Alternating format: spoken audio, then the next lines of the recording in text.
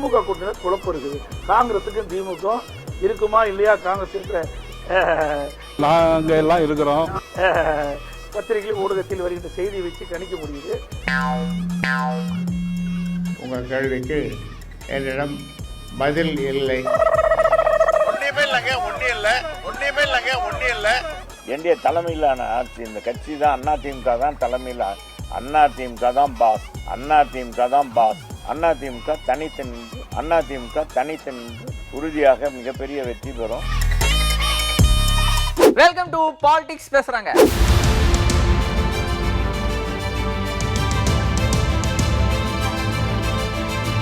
எங்க கூட்டணியில எந்த ப்ராப்ளமும் இல்ல, ஸ்மூத்தா இருக்குது. எங்க டீம் ரொம்ப ஸ்ட்ராங்கா இருக்குது. ஆனா அந்த டீம் பாருங்க ஹோ ஃபன்னி அப்படிங்கிற மாதிரி டெல்லியில கூட்டணி பத்தி அவசர மீட்டிங் போயிட்டு வந்த அதிமுக பொதுச் செயலாளர் எடப்பாடி பழனிசாமி அவர்கள் பேசியிருக்காரு. எங்களை பொறுத்த வரைக்கும் சுமூத்தா மிக சிறப்பா எழுச்சிய கூட்டணி அமைச்சிருக்கோம். விரைவாக ஆரம்பிக்கப்படும். என்னென்ன தேர்தல் என்ன அறிவிக்கலையே, தேர்தல் அறிவிச்சாதானே கூட்டணி.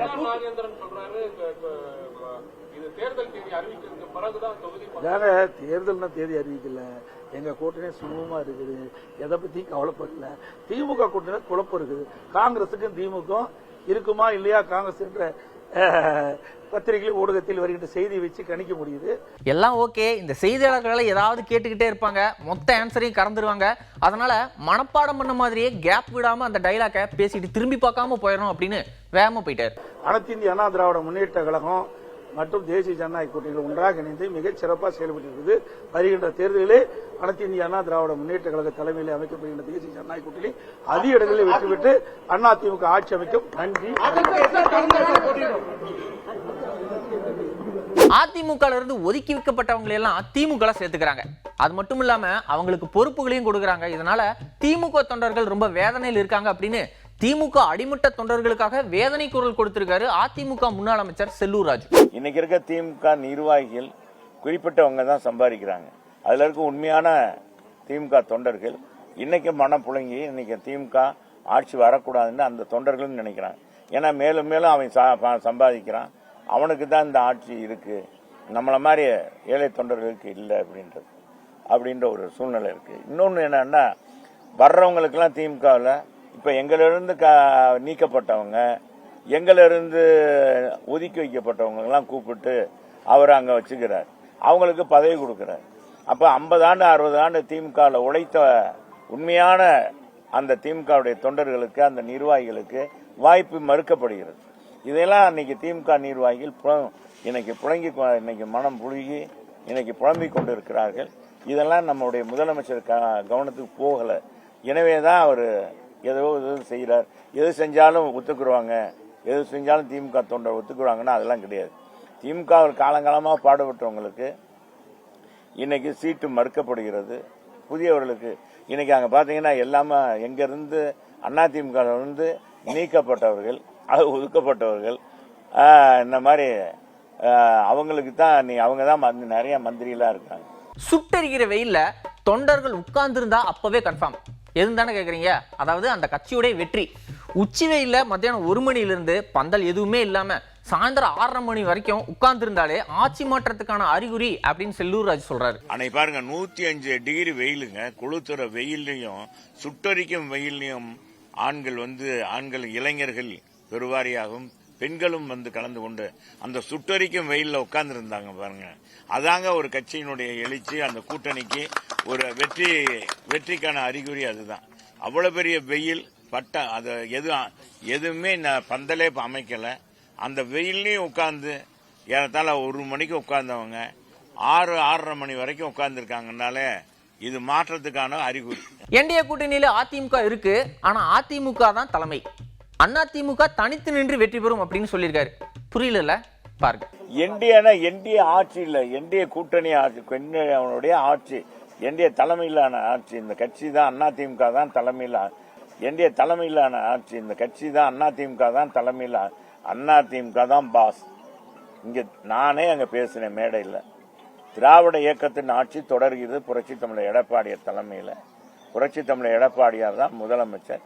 அதிமுக தனித்து நின்று வெற்றி பெற்று உறுதியாக மிகப்பெரிய வெற்றி பெறும். வெற்றி பெற்று ஆட்சி அமைக்கும். இதுல உங்களுக்கு எந்த சந்தேகம் தேவையில்லை. பாமக யார் கூட கூட்டணி யார் கூட கூட்டணி அப்படின்னு நீங்க கேட்கறது புரியுது. அதாவது நிறுவனர் ராமதாஸ் அவர்கள் சொல்றாரு கூட்டணி சம்பந்தமா இன்னும் முடிவு எடுக்கல, சோ இந்த கேள்விக்கு என்கிட்ட பதில் இல்லை அப்படின்னு சொல்லியிருக்காரு. பாட்டாளி மக்கள் கட்சி இப்பொழுது ஒரு முக்கியமான காலகட்டத்தில் இருக்கிறது.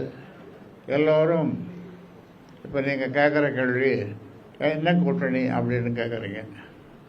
இன்னும் கூட்டணியை பற்றி இன்னும் முடிவு செய்யலை, விரைவில் முடிவு செய்வோம். உங்களுக்கு தெரியாமல் நடக்கும், எல்லாம் உங்கள்கிட்ட கூப்பிடுவோம். முதல்ல உங்களுக்கு தெரியப்படுத்துவோம், உங்களை கூப்பிடுவோம். ஆனால் இதுவரை முடிவு செய்யவில்லை. அதனால் இப்பொழுது அது சம்பந்தமான உங்கள் கேள்விக்கு என்னிடம் பதில் இல்லை. ஆனா வித்தின் ஃபியூ செகண்ட்ஸ்ல இவ்வளவுதான் கேப், அந்த கேப்புக்குள்ள டக்குன்னு மாத்தி சொல்லியிருக்காரு. இன்னும் 3 நாள்ல தமிழக அரசியலே ஒரு பரபரப்பா இருக்கும், ஏன்னா 3 நாள்ல யாரு கூட கூட்டணி அப்படின்னு அறிவிப்போம் அப்படின்னு சொல்லியிருக்காரு. இன்னும் ஒரு 3 நாட்கள் தமிழக அரசியலில் ரொம்ப பரபரப்பாக இருக்கும். அந்த பரபரப்பை நீங்கள் பறைசாற்றுவீர்கள். உறுதி செய்யப்படும். ஓபிஎஸ் தென் மாவட்டத்தை சேர்ந்தவர், அவர் திமுக வந்ததால என்டிஏ கூட்டணி படுதோல்வி அடையும் அப்படின்னு சொல்லியிருக்காரு. இதுக்கு பாஜக தலைவர் நயினார் நாகேந்திரன் என்ன சொல்றாருன்னா, அப்ப நாங்களா யாரு, நாங்களும் தென் மாவட்டத்தை சேர்ந்தவங்க தானே அப்படின்னு ஆரம்பிச்சு ரொம்ப டீசென்ட்டா சட்டிலா பதில் சொல்லியிருக்காரு. ஓபிஎஸ் கருத்து எப்படி சார் பாக்குறீங்க? ஓபிஎஸ் இப்ப வந்து கூட்டணி தோல்வி படுதோல்வி அப்படின்னு பேட்டி கொடுத்திருக்காரு. முதல்ல வந்து படுதோல்வி அப்படின்னு சொல்றாரு, கூட்டணி எங்களுக்கு எதிராக படுதோல்வின்ற மாதிரி விஷயங்கள் சொல்றாரு. தென் மாவட்டத்தில் நாங்கள் எல்லாம் இருக்கிறோம், அதனால பாதிப்பு எதுவும் ஏற்படும். தேனி மாவட்டத்தில் சார் எந்த மாவட்டத்திலையும் எந்த பாதிப்பு ஏற்படாது. ஒவ்வொருத்தருக்கும் ஒவ்வொருத்தருடைய செல்வாக்கு இருக்கு. அவருக்கு செல்வாக்கு இல்லைன்னு நான் சொல்ல முடியாது. அவருக்குன்னு ஒரு செல்வாக்கு இருக்கு. ஒவ்வொரு மனிதருக்கும் தனிப்பட்ட செல்வாக்கு, கட்சி செல்வாக்கு இருக்கு. அந்தந்த தேர்தல் காலத்தில் ஏற்படுகிற சூழல்களை பொறுத்து தேர்தல் வெற்றி வாய்ப்பு இருந்தாலும், இப்போ நாட்டில் இப்போ கிரிவலம் பாதையில் இருக்கும்போது நான் யாரையும் குறை சொல்ல விரும்பலை. அது நிச்சயமாக நல்லதே நடக்கும். அதிமுக ஜெயலலிதாவெல்லாம் உருவாக்குன முதல்வராக இருந்தார். இப்போ அவரே வந்துட்டு அங்கிட்டு போயிருக்காரு. அதில் எதுவும் அதிமுக ஓட்டு வங்கி எதுவும் பாதிக்க வாய்ப்பு இருக்கா சார்? வரும் தேர்தலில் சசிகலாவும் கட்சி தொடங்கியிருக்காங்க. அதான் அதிமுக ஓட்டு வங்கி எந்த பாதிப்பும் வராது. அவர் முதலமைச்சராக இருந்தாங்க, இப்போ இதில் இன்னொரு தலைமை ஏற்று போயிருக்காங்க அப்படிங்கிறத நீங்கள் அவர்கிட்ட தான் கேட்டு தெரிஞ்சுக்கணும். திமுக கூட்டணியிலிருந்து காங்கிரஸ் விலகி நம்ம கூட்டணிக்கு வரும் அப்படின்னு தாவேகா ரொம்ப ஆர்வமா இருக்காங்க. ஆனா காங்கிரஸ் கட்சிக்குள்ள 2 நிலைப்பாடுல நிர்வாகிகள் இருக்காங்க. அதாவது திமுக கூட தான் கூட்டணி அப்படின்னு சொன்னாலும் அதிக தொகுதி பங்கீடு, அதிகார பகிர்வு இந்த மாதிரியான கோரிக்கைகளுக்கு திமுக வாய்ப்பில்லை அப்படின்னு சொன்னதால கூட்டணி முறியற நிலைமையில் இருந்துச்சு.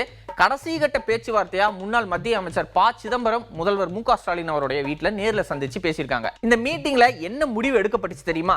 அதற்கான பதில் இதோ. ஒண்ணுமே இல்லைங்க, ஒண்ணு இல்ல, ஒரு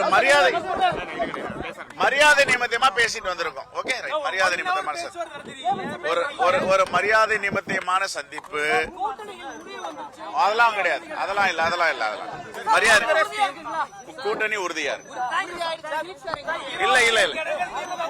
இல்லங்க ஹலோ சார் நாங்க ப்ளீஸ் உங்களுக்கு நான் இங்க ஒரு நிமிஷம் கொஞ்சம் அமைதியா இருங்க. உங்களை மதிக்கக்கூடியவங்க, உங்களை தகவல் சொல்றதுக்கு ஒண்ணுமே இல்ல. பேசிட்டு இருக்கோம், பேசி முடிச்ச பிறகு உங்ககிட்ட சொல்லுவோம். இப்படி வந்து கார் இங்க வந்து அங்க வந்து எதுக்கு? நாங்க உங்ககிட்ட வராம எங்க போறோம்? உங்ககிட்ட வந்தா சொல்ல போறோம். இல்ல ப்ளீஸ், இல்ல ஒரு நிமிஷம் நாங்க பேசிட்டு இருக்கோம். பேச்சுவார்த்தை நடந்து கொண்டு இருக்கிறது, நாங்க சொல்லுவோம். இதுக்கு மேல இருக்கு ஒண்ணுமே இல்லை. நான் சொல்றேன், டைம் இருக்கு, நோட்டிபிகேஷன் வரலங்க. பேசிட்டு இருக்கோம், ப்ளீஸ்.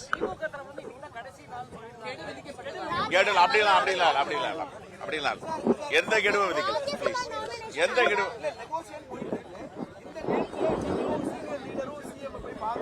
மரியாதை நிமித்தமான சந்திப்பு தான், அடிக்கடி தான் சந்திக்கிறோம். அதே மாதிரி தான் போய் சந்திச்சிருக்கோம்.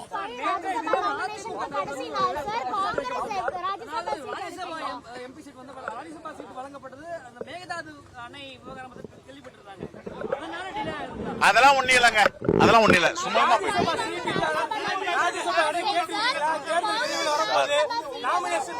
ஒரே ஒரே ஒரே ஒரே ஒரே அதெல்லாம் நாங்க பேசிட்டு இருக்கோம். தயவு செய்து சொல்றேன், எல்லாம் உங்களுக்கு தெரியாம எதுவும் நடக்க போறது இல்ல. உங்ககிட்ட வருவோம். ஒரே அதெல்லாம் ஒண்ணு இழுபெறலாம் ஒண்ணு கிடையாது. பேசி சார், நாங்க பேசிட்டு இருக்கோம் சார். ப்ளீஸ் ப்ளீஸ், பேச்சுவார்த்தை முடிஞ்ச பேர் உங்ககிட்ட சொல்றோம், கொஞ்சம் புரிஞ்சுக்கங்க.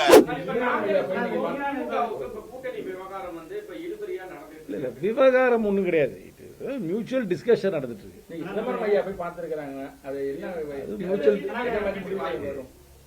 எல்லா கட்சிக்கும் எதிர்பார்ப்பு இருக்கும், ஆனா பிராக்டிக்கலா இருக்கணும்.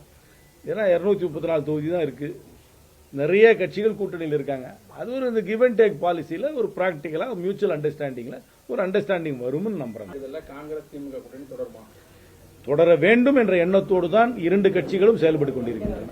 இன்னைக்கு மாதிரியே நாளைக்கும் யாரெல்லாம் அரசியல் அதாவது பாலிடிக்ஸ் பேசியிருக்காங்க அப்படிங்கிறத அடுத்த எபிசோட்ல பார்க்கலாம். மதுரை, நன்றி, வணக்கம்.